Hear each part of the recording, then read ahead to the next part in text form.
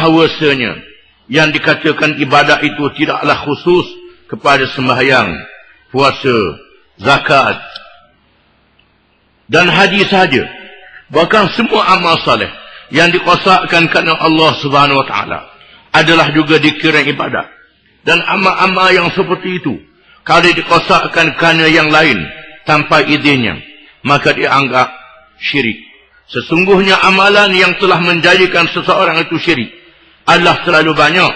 Di antaranya ialah beramal di atas dasar kebangsaan, nasionalisme atau perkauman. Kita kena sedar bahawa amal bukan sahaja amal ibadat, termasuklah amalan dunia. Amalan dunia sekalipun, sekiranya ada dalam hati kita tujuan untuk membuat kebajikan, dengan ikhlas, diberi pahala oleh Allah Subhanahu wa taala. Disebut di dalam hadis yang sahih bahawa Nabi SAW menceritakan bagaimana seseorang yang menanam pokok. Dia menanam pokok. Dengan sebab dia tanam pokok, mendapat kemudahan kepada orang ramai.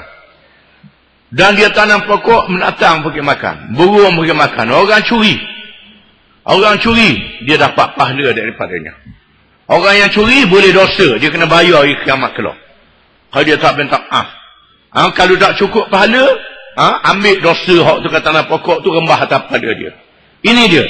Begitulah seterusnya. Ini semua amalan dikosakkan dengan baik, diberi pahala oleh Allah Subhanahu wa taala. Termasuk amalan yang dinamakan amalan dunia, disandarkan kerana Allah. Tidakkah kemudahan-kemudahan dunia adalah fardu kifayah? Mereka yang hilang ikhlasnya, di antaranya mereka yang berjuang dan beramal di atas dasar kebangsaan dan kaum. Kebangsaan dan kaum ini perkara pertama, agama berbelakang. Ini boleh membatalkan dua kalimah syahadah. Tidak menjadi salah kita sayang kepada bangsa kita, sayang pada keluarga kita. Tak menjadi salah.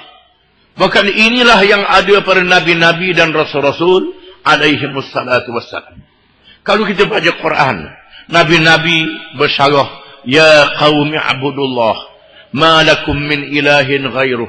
Ya qaumi abudullah ma lakum min ilahin ghairuh. Wahai kaum bangsa kesayanganku, abdikah diri kepada Allah, tidak ada Tuhan yang lain daripadanya. Nabi Nuh, Nabi Lut, Nabi Saleh, Nabi Musa, semua nabi-nabi, termasuk Nabi Muhammad SAW, memulakan dakwahnya, mengajak anak beranaknya dulu, mengajak kaum bangsanya dulu, supaya beriman kepada Allah. Kita sayang kepada anak beranak kita, sayang kepada bangsa kita, tidak menjadi salah. Tetapi bila jadikan anak beranak akidah di dalam hati, tolak agama kerana anak beranak, tolak agama kerana bangsa, ini bercanggah dengan Islam, boleh membatalkan dua kalimah syahadah. Sahabat Nabi radhiyallahu anhum menolak keluarga, berhijrah ke Madinah kerana menegakkan Islam. Nabi lawan pak saudara, lawan anak beranak, serang negeri Mekah kerana Mekah diperintah oleh jahiliah. Nak selamatkan anak beranak dan Mekah dengan Islam. Salman al-Farisi meninggalkan negara dia Parsi, ikut Nabi SAW. Lepas tu zaman Sayyidina Umar, dia berperang dan masuk ke Parsi, serang negara dia sendiri. Ini bukan pengkhianat negara, ini menyelamatkan negara, menyelamatkan kaum dengan Islam. Orang yang mengampu kaum dia, bangsa dia, tak ke betul, tak ke salah, asal bangsa dia sudah bela, buat zalim ke orang, buat jahat ke orang lain, kerana nak bela bangsa dia, ini salah, tak boleh. Dalam peperangan Uhud, Nabi kita Muhammad SAW menyatakan, mayat ini masuk neraka, mayat ini masuk syurga. Yang dilihat, Nabi kata masuk neraka tu, dia berperang dengan Nabi. Yang dilihat masuk syurga itu, orang tahu dia ni kafir. Setelah dia siasat, rupanya yang masuk syurga ni dia masuk Islam. Dia masuk Islam ketika nak berlakunya peperangan. Dan orang tak tahu, tak ada sembahyang, tak ada buat ibadat, dia mati di medan perang Kerana menegakkan Islam, dia masuk syurga. Yang dikatakan masuk neraka itu dia orang Madinah. Dia orang Madinah. Oleh kerana ini orang Mekah mari langgar orang Madinah. Kita kena lawan. Lawan di atas dasar Madinah. Bukan di atas dasar Allah dan Rasul. Bukan di atas dasar Islam. Maka matilah dia mati jahiliah. Masuk neraka. Beramal di atas dasar kebangsaan nasionalisme. Atau perkauman. Bila mana dasar ini dijadikan tujuan. Berjuang kerananya. Berucap kerananya. Dan menyeru ke arahnya. Dengan sama asabiyah. Maka pegangan dan amalan itu dianggap syirik. Dan membatalkan dua kalimah syahadah. Kerana Allah subhanahu wa ta'ala memerintah. Supaya kita beramal kerananya. Berjihad kerananya. Berjuang kerananya. Apabila kita melakukan itu semua. Kerana bangsa kita semata-mata. Adalah batil. Boleh jadi kadang-kadang kita menentang mereka. Kalau mereka kafir. Nabi kita Muhammad SAW. Menentang Abu Jahal. Menentang Abu Lahab.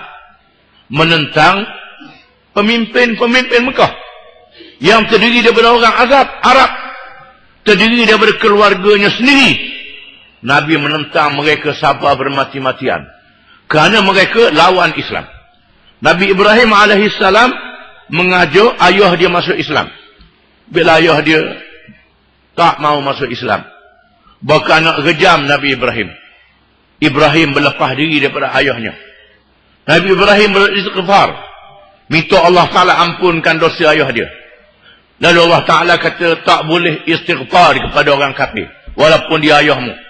Lalu Nabi Ibrahim berlepas diri daripada ayahnya. Nabi Nuh AS yang naik di atas bahtera ketika berlakunya taufan yang besar. Melihat anaknya berenang.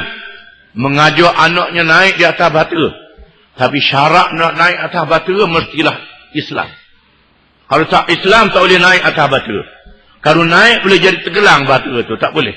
Ini syarat yang Allah Ta'ala beri. Walaupun anak Nabi Nuh tak benar anak dia naik di atas bahtera. Malaikat masuk Islam.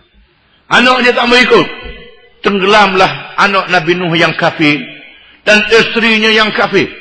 Nabi Nuh beristighfar. Mengadu kepada Allah. Allah Ta'ala kata tak boleh. Mereka bukan lagi di kalanganmu wahai Nuh. Mereka hendak lagi tolak. Kerana mereka menolak Allah Subhanahu Wa Ta'ala.